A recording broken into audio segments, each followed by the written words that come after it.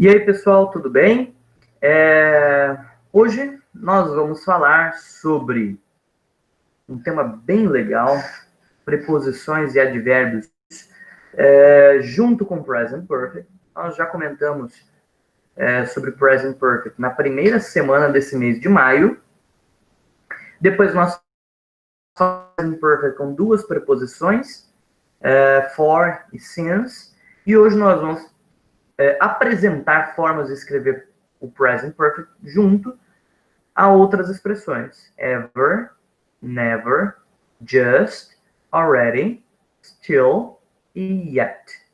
Tá?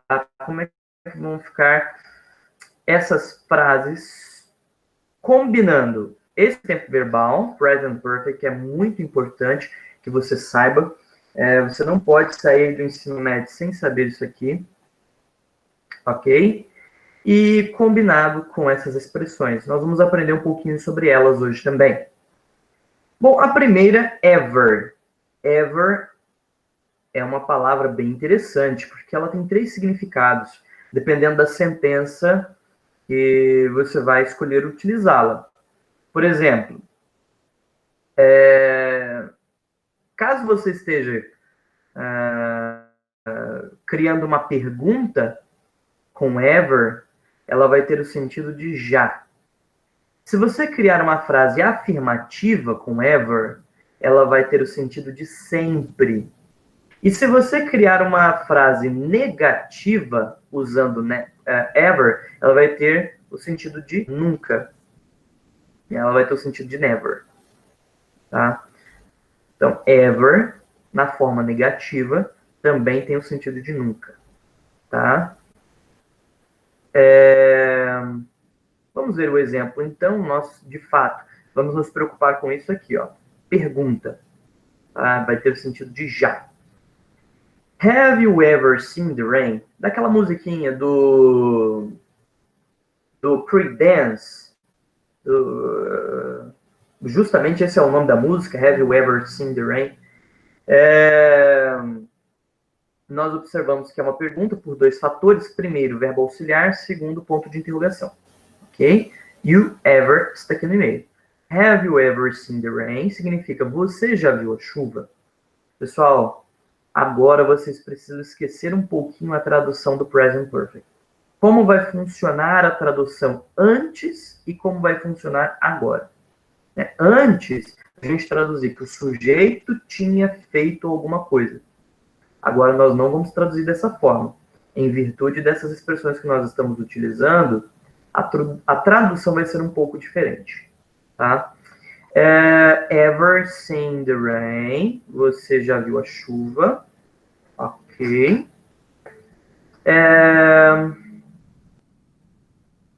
Então, a estrutura. Primeiro, have ou has no início. Isso é muito importante porque é uma pergunta, então preciso que fique no início. Sujeito, tá? Olha o you ali. Ever é o nosso já nessa questão. Verb in past participle. Verbo no particípio. E o complemento da frase. No caso aqui é the rain. Tá? Você já viu a chuva? Have you ever seen the rain? Se você quiser criar qualquer outra pergunta usando já, use ever. Have you ever helped your sister? Você já ajudou a sua irmã? Have you ever used your cell phone today? Você já usou o seu celular hoje? Então, ever, já. Ok? Never tem o sentido de nunca. É usado entre have ou has e o verbo principal, tá? Na forma afirmativa. Então, o sentido de nunca, mas na forma afirmativa. Tá bom? Se você quiser nunca em uma frase negativa, você vai usar ever. I have never talked to you. Eu nunca falei com você. Só para acrescentar. Quando eu digo frase negativa, eu estou falando uma frase que use haven't e hasn't. Se eu for criar uma frase negativa com haven't, ou hasn't, eu uso ever, tá? Porque a frase afirmativa, aqui nesse caso, não tem haven't nem hasn't, mas traz uma ideia negativa por causa da presença do nunca, né? Então, é usado entre have ou has e o verbo principal. I have never talked to you. Eu nunca falei com você. Preste atenção aqui, ó, nessa preposição, tá? Nem sempre com vai ser with, tá? With, deixa eu ver, nem sempre vai ser dessa forma. Com também pode ser to. Estrutura, usando nunca com uma estrutura afirmativa. Sujeito, have ou has, never, verbo no particípio e complemento. Bem simples. Already, já, usado entre o have e o has e o verbo principal. Também, estrutura afirmativa, usando já, already. Already. I have already solved this problem. Eu já resolvi esse problema. Esqueçam o que vocês entendem por tradução literal. A gente não pode mais traduzir palavrinha por palavrinha dentro dessa frase. Nós temos que traduzir o contexto como um todo. I have already solved this problem. O que você precisa se concentrar aqui? No sujeito, na hora de traduzir. Na hora de escrever, nós vamos seguir essa estrutura. Mas na hora de traduzir, sujeito, already, verbo e o complemento. Tá? Nós temos que esquecer um pouquinho de traduzir o have e o has. Mas isso é só na tradução. Na hora de escrever a frase em inglês, sujeito, have ou has, already, que é o nosso já, verbo no particípio e complemento. Nós temos just, que também significa já, e pode significar só. É usado também entre have ou has e o verbo principal. Tá? E qual é a diferença do uso de already e just se os dois significam já? É muito mais comum ver already sendo associado a I, you, we e they, e just associado somente à terceira pessoa do singular. Isso é muito mais comum. No sentido de já. Agora, no sentido de só, aí é outra história. Mas quando eu vou usar just no sentido de já, é muito mais comum usar na terceira pessoa do singular, que é he, she ou it. Ok? Então, exemplo de frase. She's just told me. Ela já me contou. Raramente eu usaria no contexto. I have just told her. Eu já contei a ela. Raramente eu usaria assim. O correto mesmo para I, we, you, they é usar already. Para he, she, just. Estrutura. Sujeito, have ou has, just, verbo no passado particípio e complemento. Nós acabamos de ver, ó, just, already e never. Os três vão se encaixar entre have ou has e o verbo no particípio. Os três vão ter a mesma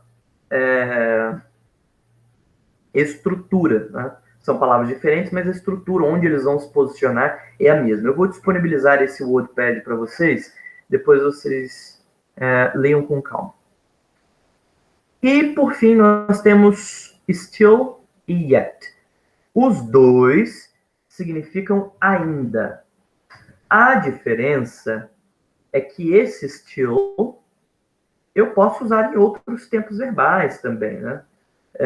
Eu posso usar, por exemplo, I'm still looking for my keys. Eu ainda estou procurando as minhas chaves. Essa frase é present continuous que eu acabei de dizer.